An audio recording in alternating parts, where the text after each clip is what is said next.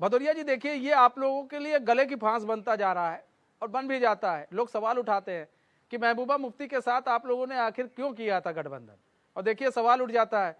आप ही लोग बोलते रहते हैं, और फिर इसलिए भी सवाल उठता है कि जब सनातन की बात आती है तो फिर कई कई सवाल उठते हैं, क्योंकि महबूबा मुफ्ती लगातार इस तरह की बातें कहती रहती हैं कि आप लोग जो है अवैध जो मज़ारों को हटा रहे हैं वो भी गलत है, इस तरह की बातें कहती रहती है और देश में अराजकता फैलाते हैं आप लोग। और फिर बाद में उन्हीं के साथ आप लोगों ने सरकार चलाई थी। उस वक्त आप लोग को नहीं देख मालूम था महबूबा मुफ्ती कौन है? देखिए मनीष जी, महबूबा मुफ्ती के साथ जब हमने सरकार बनाई थी तो उसका हमारे कुछ समझौते थे। हम्म, हमारा जो राष्ट्रवाद है, राष्ट्रवाद को लेके हमारे उनके साथ समझौते हुए थे। और जब राष्ट्रवाद को लेके वो बिल्कुल तैयार हुई थी, बिल्कुल इसके लिए, हाँ, तभी हमने उनके साथ जो है ना गठबंधन किया था और सरकार बनाई थी।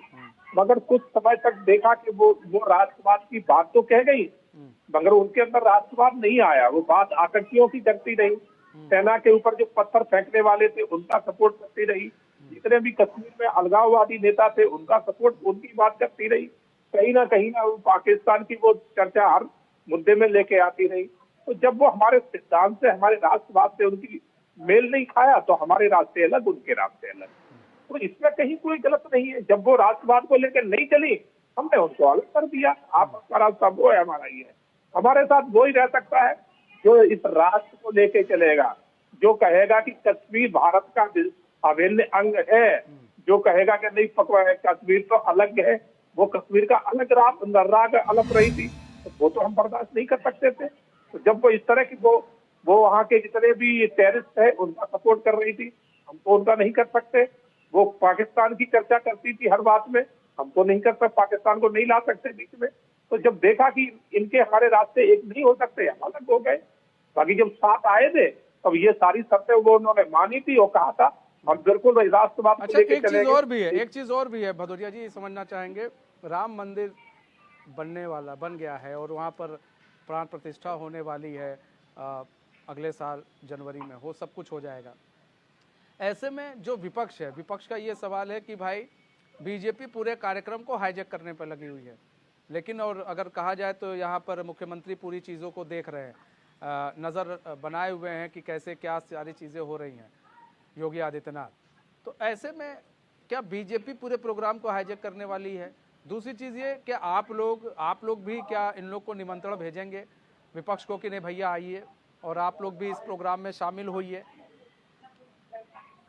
मनीष जी, निश्चित तौर पे जो है ना भारतीय जनता पार्टी का शुरू से ही राम मंदिर जो है ना एक मुख्य बिंदु रहा है कि हमें राम मंदिर बनाना है और भव्य मंदिर बनाना है। ये हमने आज से नहीं, जब से भारतीय जनता पार्टी की शुरुआत हुई है हमने उसी टाइम से इस बात को लेकर किया था। राम मंदिर के हमारे पुराने जो नेता है लालकृष्ण आडवाणी जी, वो इसके लिए रथ यात्रा भी लेके निकले थे और उनको गिरफ्तार भी बिहार में लालू ने किया था इसी बात को लेके कि राम का नाम लेके रथ यात्रा कैसे निकाल रहे हैं। तो इन्होंने तो राम के नाम पे शुरू से ही विरोध किया है, मगर हम ना तब रुके और ना आज रुकेंगे। और इसी बात को लेके हम चलते रहे, आज राम मंदिर बन चुका है।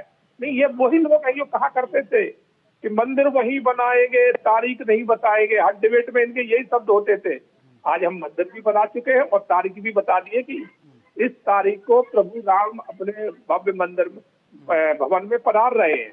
तो इधर दिन को ये हो रहा है ना कि इन्होंने कहा था करके दिखा दिया। अरे ये अखिलेश यादव 5 साल पिछले कार्यकाल पूरा इन्होंने निकाला उत्तर प्रदेश में, मुख्यमंत्री रहे, एक दिन भी, एक सेकंड भी कभी गए प्रभु राम के दर्शन करने? तो ये क्या करेंगे राम की बात, ये क्या सनातन की बात करेंगे? ये वोट बैंक में और तुष्टीकरण में इतने अंधे हो चुके हैं। ये नाम के लिए तो हिंदू है, मगर इनके हिंदू वाला सनातन वाला, कहते तो हम बड़े सनातनी है, मगर सनातन वाला एक भी अंश मात्र का इनके अंदर हमें गुण नजर नहीं आता है। इतने तुष्टीकरण की राजनीति करने वाले लोग हैं। नहीं तो अब फिर ये इन्होंने लोग भी नया तो टूपा कहेंगे पकड़ कि लिया है, आप लोग बोले भाई, अब जातिगत। जैसा आप सुन रहे हैं कि भाई अब जो विपक्ष है वो ये कह रहा है कि भाई अब आप लोग हमें थोड़ी ना सिखाएंगे कि धर्म क्या है, पूजा पाठ क्या है, और जो भी हम मंदिर जा रहे हैं तो आपको तकलीफ क्या है। तो उनका यही तो कहना भाई कि आप लोग थोड़ी ना सनातन सिखाएंगे, हम सनातनी हैं और जिंदगी भर सनातनी रहेंगे। मनीष जी, आप जो है ना समय का देख के और सनातनी बनोगे तो दुनिया कहेगी, हम क्या कहेंगे? जब चुनाव आ जाए तब आप मंदिर मंदिर घूमने लगो, सनातन का ढोंग रचने लगो, सनातनी चोला पहन लो, तो ये तो दुनिया जानती है ना। उससे उसके बाद फिर आप बुराइयां कर दोगे, गोल टोपी लगा के। आप कभी राम लला के मंदिर में दर्शन करने अयोध्या कभी नहीं गए, और मगर वही स्टार पार्टी में गोल टोपी लगा के आप बराबर पहुंचते रहे। तो उसमें जाने के लिए तुम्हारे पास समय रहता था, मगर अयोध्या में कभी रामलला के दर्शन करने को समय नहीं निकला। तो यही से पता चल जाता है कि कुल ये मिलाकर लोग मतलब कितने विपक्ष जो सनातनी है, हैं। कुल मिलाकर विपक्ष जो है वो जो जब देखता है समय